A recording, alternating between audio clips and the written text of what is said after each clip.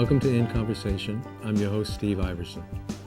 Today our guest is Michelle Ciccolo, who is a Lexington selectman and is running for the seat that Jay Kaufman will be vacating because he's retiring as our state representative.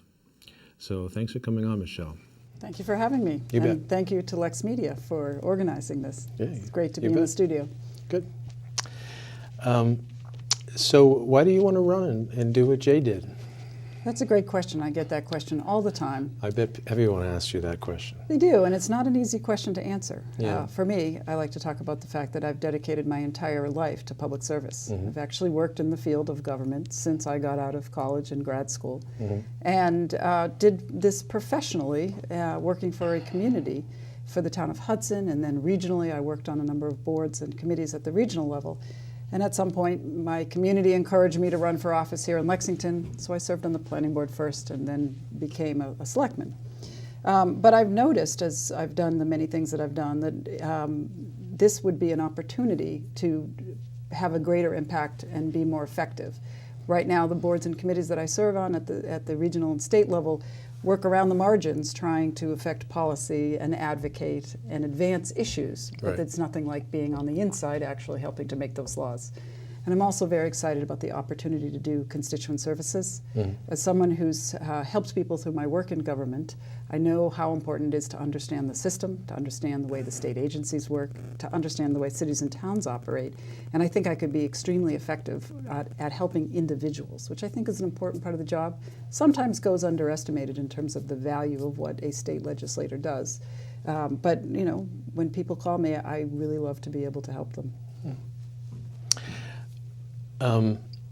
What do you think about Jay and his career and what he's done? Yeah. What is your evaluation of him as he He's been an retires? exemplary public servant. He's going to be very difficult to replace, and he leaves very big shoes. When he mentioned that he was retiring, I said, you know, are we sure we can't keep you another couple of years? We'd love to have you stay longer. He's just an amazing person, and I think people really appreciate and value his service because he's so thoughtful, and he's so inclusive, and has done such a great job bringing the community together, responding to the needs of his district, and bridging divides to help make good policy. And so that's something that I would like to emulate. Sure. His open houses are quite popular. Everybody loves those, and I'm often asked, am I going to continue the open houses? And the answer is yes. I was just absolutely. going to ask that. They're so much fun, but also they Yeah. bring experts into the community Yeah. to provide information, and I think that's very valuable, and they give people an opportunity to participate. So certainly I will continue the open houses. Okay. Yeah. Well, let's back up a bit. You grew up in Lexington? I grew up here. Okay. My parents moved here when I was 1, so Oh. I consider myself a lifelong Lexington resident. I think you could probably get away with Since that. I don't remember anything before the age of 3 or 4. I think you could get away with that. Yeah, Went through the school system? I did. Product of the public schools. Right. I was LHS, class of 1985, Okay. and I was Okay. actually in student government, in class council back in Lexington High School. Oh, well. Yeah, I think So you go way back. I go way back. The schools are consistently rated highly here in Lexington. Yes, they are. Are they as good as people say they are? I think so. Yeah. I think so.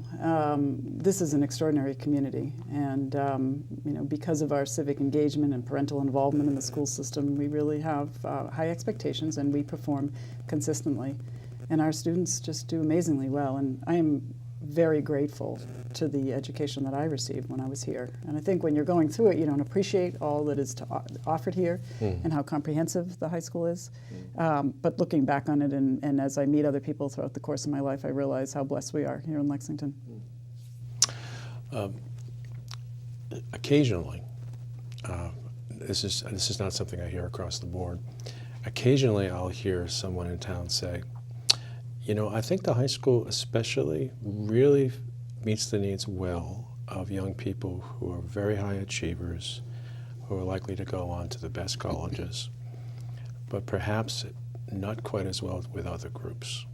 Do you think there's anything to that? It's hard to say. Now, again, I'm not on the school committee, Sure. and so the selectmen's focus is not exclusively on the schools. We Sure. worry about the capital facilities for the schools. But I have two children. That one has gone through Lexington High School and is a sophomore in college, and the other one is a junior. And what I see is that there's a lot of opportunity for a variety of activities. And I do think that if academics isn't your focus, there are all kinds of clubs and sports and arts programs that are rich and vibrant that I think kids can get involved in. We spend a lot of time, worrying about stress at the moment, and also worrying about how to make sure that none of our students are falling through the cracks and none of our residents are falling through the social safety net. And one of the conversations we're having a lot of dialogue about right now is mental health and wellness and what it is we need to do to make sure that we're supporting everybody in our community. It's a particularly interesting time because the school committee and board of selectmen have been meeting jointly to talk about just this issue and try to figure out what it is, if anything, we should be doing more as a community. With mental health in with particular? mental health and wellness, Gotcha. so that nobody misses the boat. Nobody has, that people aren't overlooked and aren't falling through the cracks. And we have this year appropriated some funds to address mental health and wellness in our meeting jointly. In fact, we have a meeting tonight with the school committee to continue that conversation. So I think that relates to your question about, is there something for everybody in the school system? And we take very seriously every child and every person in our community. And I certainly worry about all the needs of all of our residents, not just the ones that are doing well and performing well. So it's an important focus. Okay. So how long have you been a selectman? So this is my second term. So it's starting my fifth year. I've gone through 5 town meetings. Right. So I enjoy it quite a bit. Before being on the Board of Selectmen, I was on the planning board. So I've been a townwide elected official for more than 7 years. Okay. So every day is a new day and a learning experience and a good opportunity to participate, but it's a lot of fun. And what do the selectmen do in town? Yeah, that's a great question. So often people aren't familiar with our form of government, especially if you've moved here from out of state. And Massachusetts is very unique in that all of our cities and towns have a different form of government. We actually allow communities to write their own constitution or their charter or their special act. It can be called different things. And in some cases, people pick a model charter from the state law, right? But it's a bit like being a mayor. So we are the executive branch of the government, and there's 5 of us. We are a volunteer board, and we serve as the policy setters for the community. So if you think about your civics class back in high school or college, whenever you took civics, we have also a legislative body here in Lexington, and that we call town meeting. And there are almost 200 representative town meeting members who are elected, again volunteers, from precincts to serve as the legislative body of the community. Is it 1 per precinct? 9. 9 per precinct. Each year. So then we have 21. Gotcha. So it's 7 per precinct that are elected each year. I'm sorry, I'm getting my numbers a little bit messed up. That's okay. That's okay. Yeah, 9 precincts. 9 precincts, 7 each year. Okay, all right, that makes sense. And so what has your experience been of being a selectman, and what sorts of things have you worked on? What is sort of, has sort of grabbed you most personally as you've worked, as you've done that work? Sure, absolutely. So I think one of the things that I'm most well known is the project that I was working on when I became a selectman. So I chaired the Community Center Advisory Committee and actually helped to steer the building project through the process and develop the programming for what goes on in our community center.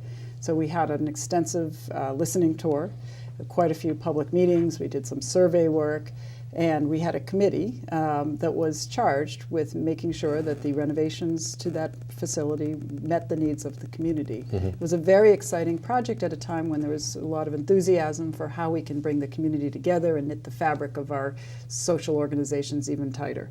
So it was a great project to be a part of, and I think it was important for someone with some perspective so I have a municipal background which I can describe to you, but Right. I was bringing to my role as selectman my background of having been an assistant town administrator and a community development director for 20 years for the town of Hudson. So I was bringing that real world professional work experience to bear on how I was able to bring the committee together and the perspective I had. It was very exciting because the community was really looking forward to having this facility, had been for years hoping to have a new senior center, and this opportunity to bring all the generations together under one roof really excited everybody. Yeah. So hard to fulfill the hopes and dreams of the community, but I think we've done a nice job there, and it was really fabulous to cut the ribbon when that building opened officially. It's become a popular spot. It's a very popular spot. I was there yesterday, and the traffic and activity of how many people were in and out and the classes that were going on really warms my heart. And I think that's very important that we have something like that, because we know that we have a lot of seniors in the community, and they are here, and we want them to stay here. And in order for people to experience a good quality of life as they age, it's really important to plug into what's going on in town and not feel isolated. And that's vitally important. So for that age population, but also for the stay-at-home moms and people who work in town and might want to take an exercise class. There's something for everybody there, and it's really wonderful. Yeah, it is. Would you like to tell us a bit about your own company? Do you do some consulting of your own? Yeah, sure. So I mentioned that I had worked for a municipality for 20 years, and over the course of those 20 years, at a certain point, I downshifted to a part-time role since I had children and they needed me after school. And I also downshifted at that time because other communities were calling and asking me for advice and help. One of the things I did early on in my career was spearhead the construction of the Assabet River Rail Trail, which is a trail like the Minuteman Trail here in Lexington, and that was a project that I grabbed hold of and got a federal earmark for it, wrote a bunch of grants, state and federal grants, lobbied for the funding, hired the engineer. And once I kicked that project off and we got the first phase constructed while I was in Hudson, other communities started calling me asking about how do you get a bike path built? And so I'd be going out and speaking to other communities, and then the next town over wanted to know, how'd you do that personnel study for municipal positions in your town hall? And I was consulting to them, and I started doing quite a bit of consulting on the side since I wasn't full-time in Hudson any longer. And my role here in Lexington as a planning board member and board of selectmen, even though it's a completely volunteer role, the hours are tremendous. So about 3 years ago, I realized I couldn't keep working for a municipality, be an elected official here in Lexington and do justice to that job. Right. So I took my consulting firm, which was a part-time thing, and turned that into a full-time consulting firm. And I have 3 employees. And we take on jobs for other municipalities and for some private sector clients, helping them with their projects and their planning. So back to the rail trail briefly, that got me involved in regional planning and regional policy making. And I actually served as the president of the Metropolitan Area Planning Council. And through that, I've worked on a very broad range of issues. And so as a consultant, I'm often hired to do things like write an open space plan. So for the town of Wenham right now, I'm working on an open space plan so that they have a guiding document that helps them figure out which parcels to protect and what they need to do for their recreational facilities. For the city of Newton, we're doing an affordable housing project as a junior consultant on a team of consultants working to help them build 8 affordable housing units. And they needed someone who understood and specialized in affordable housing, since that can be very complicated and very regulatory. So we're plugging into that project and helping them with that. We've written a couple of capital plans for smaller towns that don't have any capital planning process whatsoever.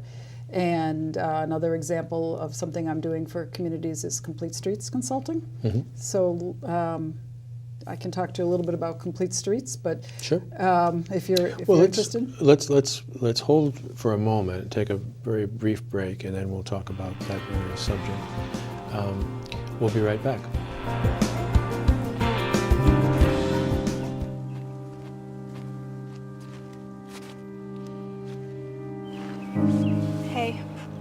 Hey. Is everything all right? Yeah, of course. You were never a good liar. I mean,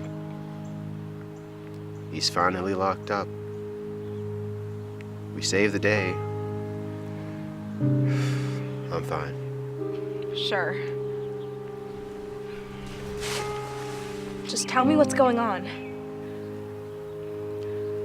I don't know. You don't know what? I don't know what to do next.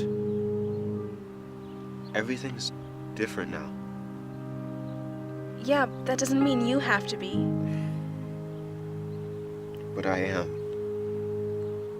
So are you. I just wish. Have you been filming vertically the entire time? Dude, this is a movie, okay? This is cinema. It's not your sister's piano recital. Oh. Turn the thing sideways. Oh. What are you doing? Oh.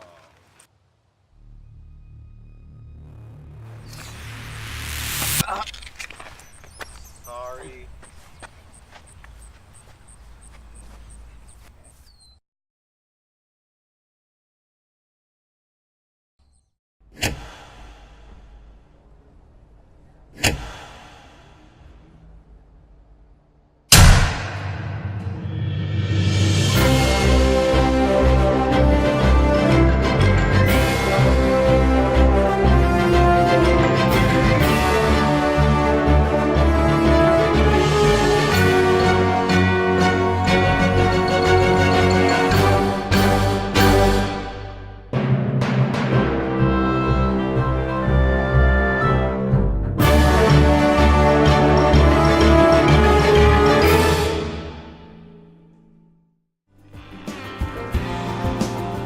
Welcome back. It's In Conversation. We're speaking with Michelle Ciccolo.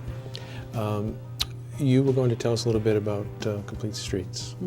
Thank you for that question. You bet. It's one of my favorite topics to talk about because it's something I'm very passionate about. Okay. So it's a jargon term, though a lot of people haven't heard. And complete streets are the concept that our streets should be safe and comfortable for users of all ages and abilities. So we shouldn't ignore the needs of the disabled. We shouldn't ignore seniors, small children, people with canes, but also our buses and motorcycles. Everybody should be able to use the road and use it in a way that is comfortable for them. Right. So that's the concept around complete streets. And it's something I've been advocating for a long time. And when I was president of the Metropolitan Area Planning Council, I encouraged staff and the policy setters there to develop a program called the Complete Streets Program. We actually wrote legislation and modeled it after the green communities, at my suggestion that we model it after green communities, to incentivize cities and towns to become more complete and to use complete streets as a philosophy for how they maintain and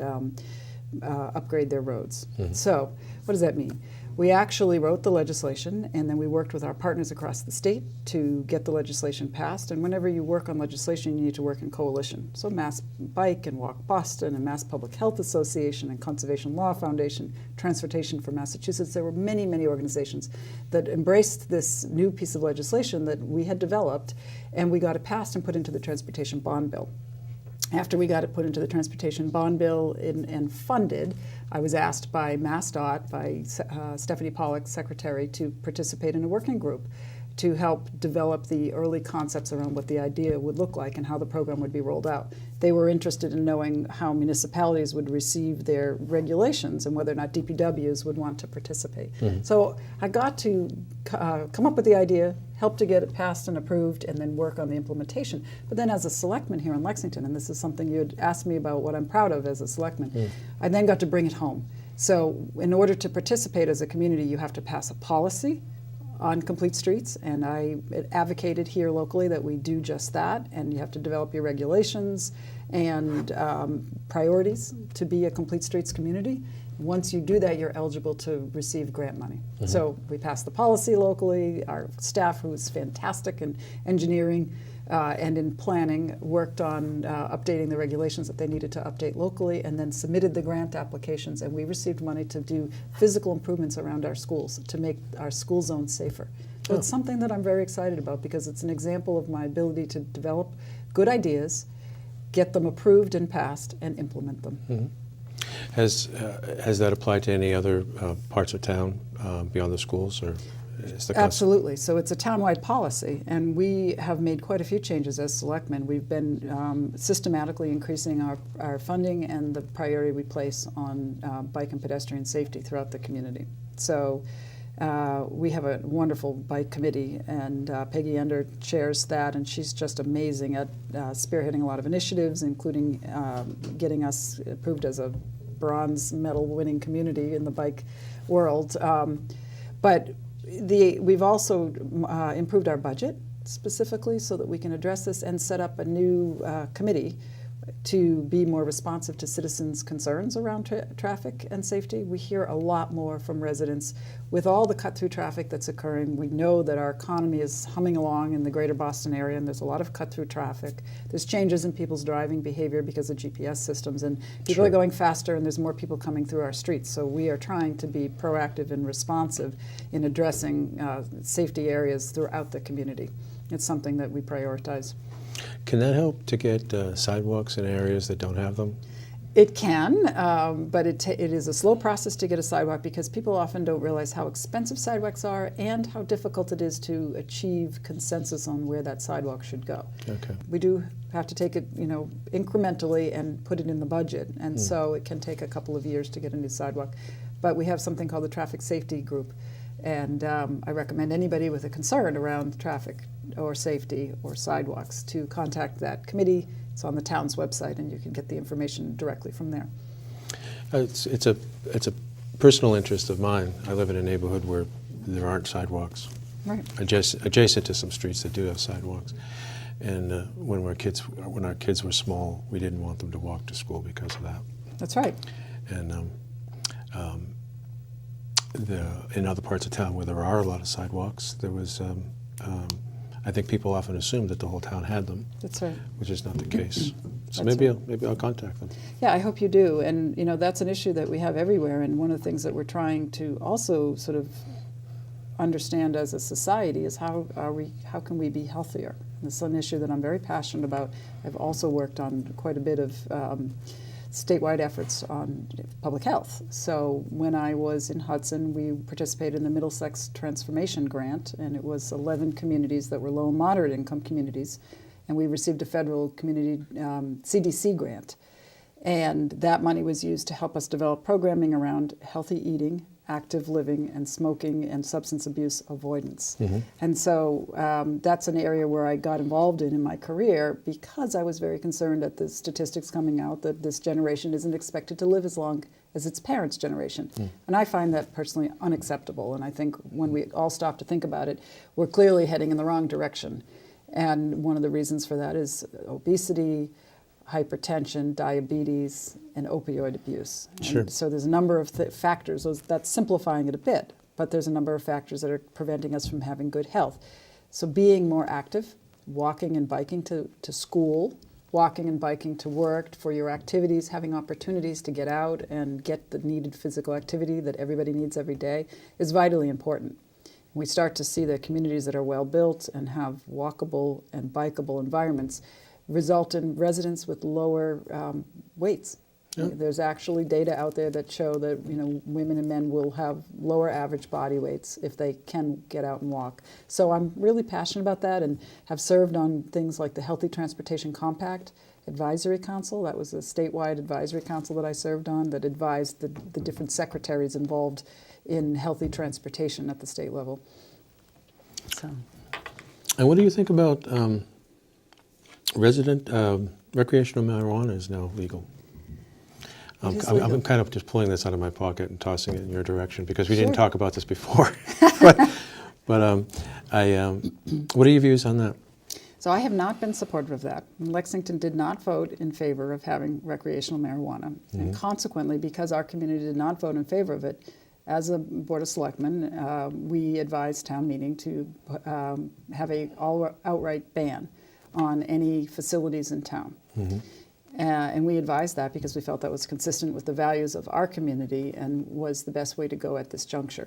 I understand that this is a change that's going on around the country, and people are trying to wrap their minds around whether or not this would be a better way to be able to regulate and reduce criminal infractions for the possession of marijuana, and I certainly think we need to decriminalize it. I believe that what marijuana possession has done to the criminal justice system and to communities of color in particular is disgraceful. So I do not want to I see agree. incarceration, and I'm really pleased to see the new criminal justice bill that was approved by the legislature, which does remove a lot of those minimum sentences. Right. Vitally important. So I absolutely support decriminalizing the activity around the possession of marijuana. But I also think we're sending a real mixed message to our youth when we say that it's okay to use drugs. The newer forms of marijuana are much stronger than what everybody had in the 60s that, that people felt was benign. And there's increasing evidence and data that shows that the brain is not ready to handle that substance until at least 25 or potentially older, because your brain is not fully mature. Same thing with alcohol, by the way. The consumption of alcohol at a young age is damaging. So I'm not anxious to see us make it readily available in our community. And I think as a state, we have to be careful because we're also going to potentially see a little bit of a gray market going on from other states and people coming here to get it. I would be much more comfortable if there was a consistent federal policy, because right now we have such inconsistent laws that it's not clear to me that it isn't a real disadvantage for our police departments and how they manage the activity around this, because other states aren't legal. And we are so close to Rhode Island and New Hampshire. Right. So we did vote a ban at town meeting, and I supported that and actually led the charge for that. Okay. Yeah, and people often do make a comparison to alcohol, and we have liquor stores in Lexington. We do. It's a potentially dangerous drug for many people. Yes, it is. And other people will say that marijuana is already very easy to get.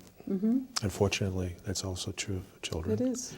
And there's a whole industry, lucrative industry, and the problem is that it's because it's illegal. It's sort of in the background, Yeah. and is filled with violence.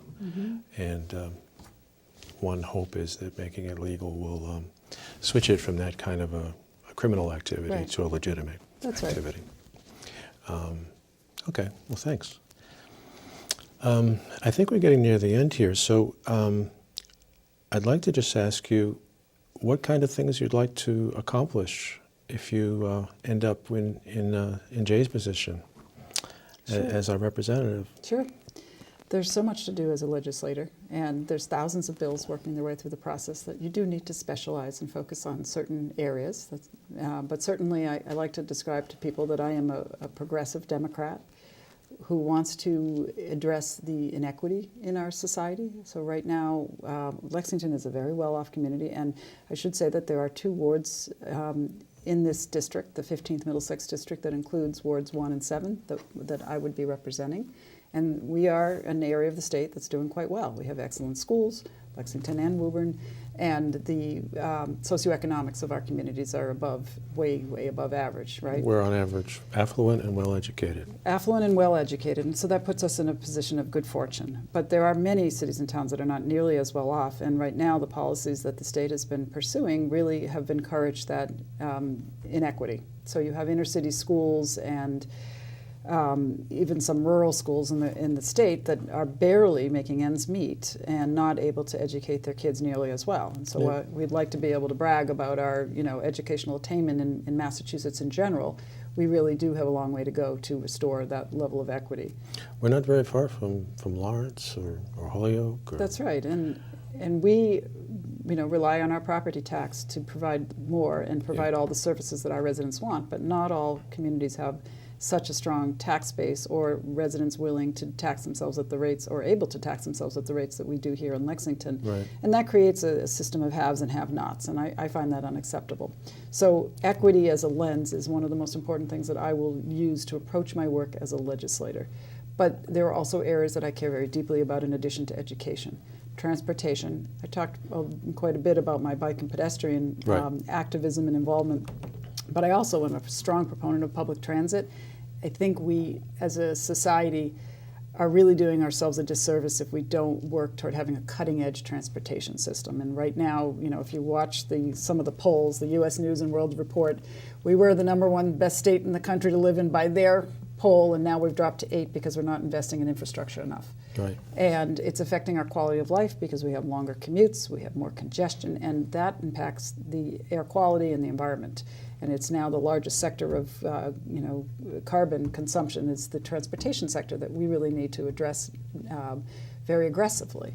So I have served, I was on the Metro West Regional Transit Authority Board, and when I was involved in the sub-region in the Planning Council, I was chairing the sub-region and helped to spearhead a suburban mobility study that was sort of ahead of its time, and it looked at how do we collaborate in the suburbs with our shuttle buses and our private buses, and how do we do a better job at being more efficient delivering those types of transit services.